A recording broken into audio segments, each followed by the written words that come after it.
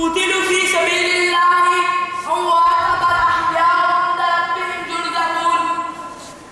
جو لوگ اللہ کی راہ میں قتل ہوئے انہیں مردہ نہ سمجھو، وہ تو زندہ ہے اور اپنے رب کے پاس عزت پا رہے ہیں. باطل سے لڑنے والے آسمان نہیں ہیں ہم، باطل سے لڑنے والے آسمان نہیں ہیں ہم. 100 بار کر چکا ہے تو امتحان ہمارا. صدر علی وقار، دنیا میں وہی قومیں باقی رہتی ہیں جو اپنی سرزمین وطن کو دشمنوں سے محفوظ رکھنا جانتی ہے. ان کے برعکس وہ ملک سوا ہستی میں کبھی قائم نہیں رہ سکتا جس کے باسی اس کے ہوشے ہوشے بلکہ ذرے ذرے سے دل بستگی کا ثبوت نہ دے.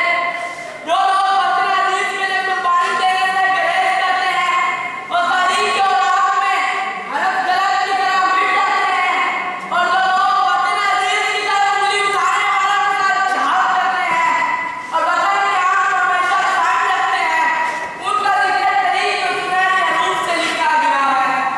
خدا نے آج تک اس قوم کی حالت نہیں بدلی، خدا نے آج تک اس قوم کی حالت نہیں بدلی، نہ وہ جس کو خیال تھا اپنی حالت کے بدلنے کا. جناب صدر، ماہ ستمبر ہمارے قومی کیلنڈر کے دفاعی نقطۂ نظر سے مخصوص اہمیت رکھتا ہے.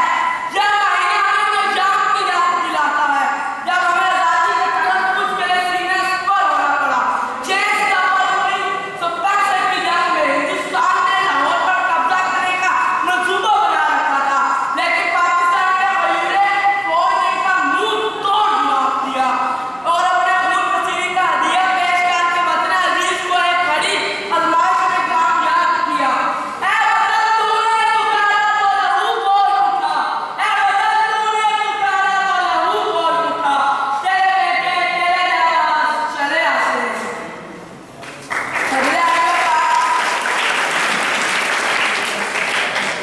قائد اعظم محمد علی جناح نے ایسی فتح حاصل کرنے کے لیے دشمنوں کے مقتے کعبہ لانے کے لیے خواجہ پاکستان کے افسروں سے 11 اکتوبر 1947 خطاب کرتے ہوئے فرمایا، خدا کی قسم جب تک ہمارے دشمن ہمیں اٹھا کر بغیر عرب میں نہ پھینک دے ہم ہار نہیں مانیں گے.